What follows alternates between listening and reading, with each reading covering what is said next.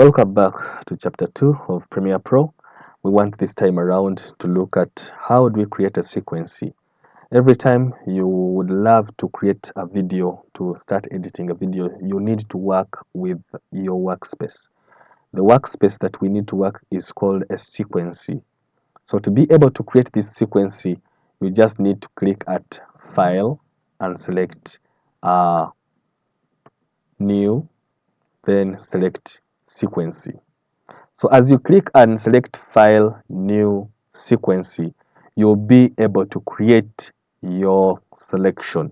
You'll be able to create your working area where you're going to add videos and compile videos from.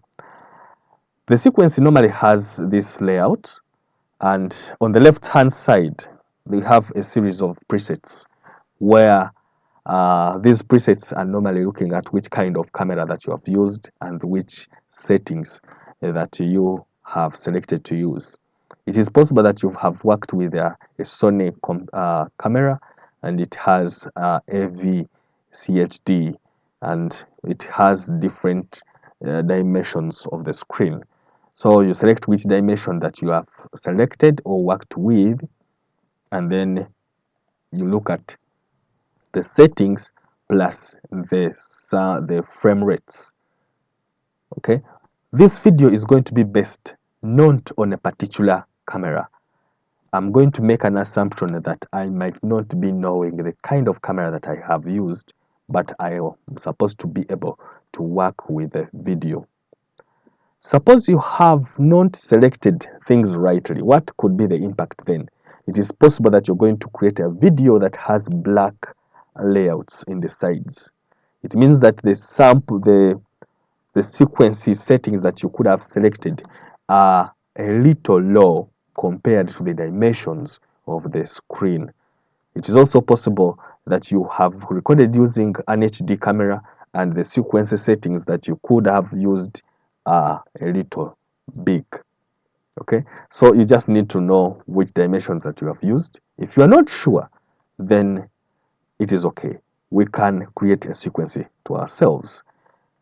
Make sure that you enter the sequence name, change it. So I'm going to have my sequence as sample file 1. Sample file 1 is going to be my sequence, and I'm clicking at create.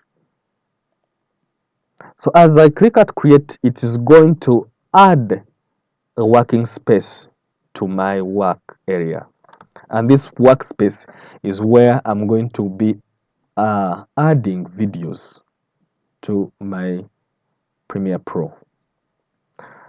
These are the videos and this is my work area. The sample file 1 is the sequence name and it will always appear up there. So how do we attach sample files to my sequence? If I happen to have recorded videos using a particular camera, just import them there in this area.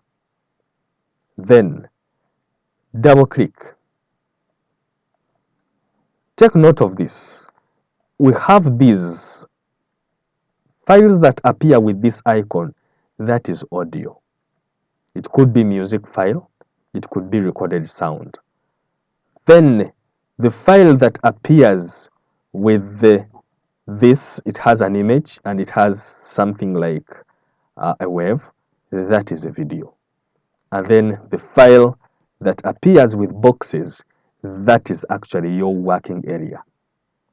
That is your sequence name, sample file 1.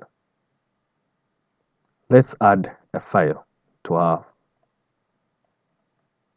video. So I'm double clicking this video to have it loaded. So when you double click at it, it will load in your work area, in your preview window. You can play around with it and get where the video starts and stops. That is your video.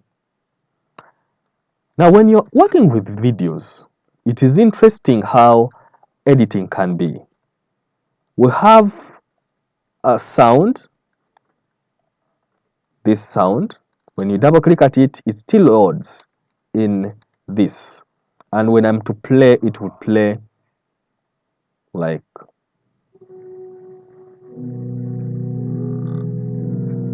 that is sound. Now I also need the recorded sound. This is sound that has been recorded using Adobe Audition. When I was 18, my dad had a special week of evangelism meeting. Okay, now what we intend to do is how do we merge these together? Video plus sound. Let's add the video to the timeline. The video is there, double click at it, and it gets loaded in your preview window. In the preview window, we have three forms of all three formats of taking our videos to our timeline. You can choose to take a video plus its sound synchronized together as one. You simply drag the video in your timeline like this. Click and hold and move. Don't release the mouse. Move the mouse to your timeline. It will bring in two strips. The upper one is the video, the lower one is the sound. I'm taking it back. Alternatively, if you are interested in only the video minus sound, we just pick this icon. Don't take the video, just take the icon. It will take the video only. Click and hold and drag the video in.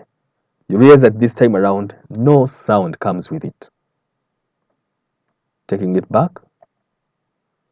Then, if you're interested with only the sound, you click at sound or drag audio only. Click and hold and move the mouse down.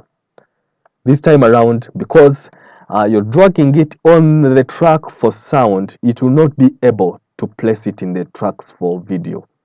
The lower tracks are for sound, the upper tracks are for video. The video tracks have V1, V2, V3. Audio tracks have A1, A2, A3. However, you can add more tracks. Let's add our first video without sound.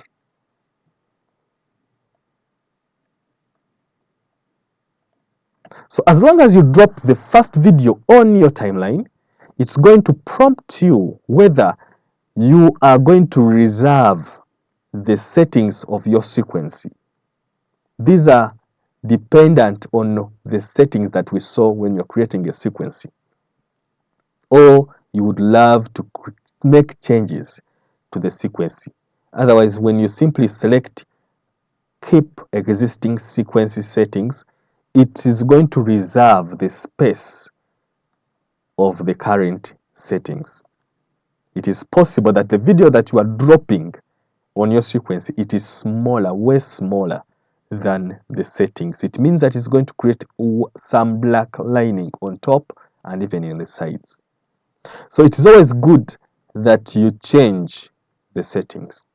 Click change settings, and this dimension is going to change and resize to the size of the video that you have taken to avoid black spaces or strips in the side. That's how we add a video. So when you play through the video, it will play without the sound.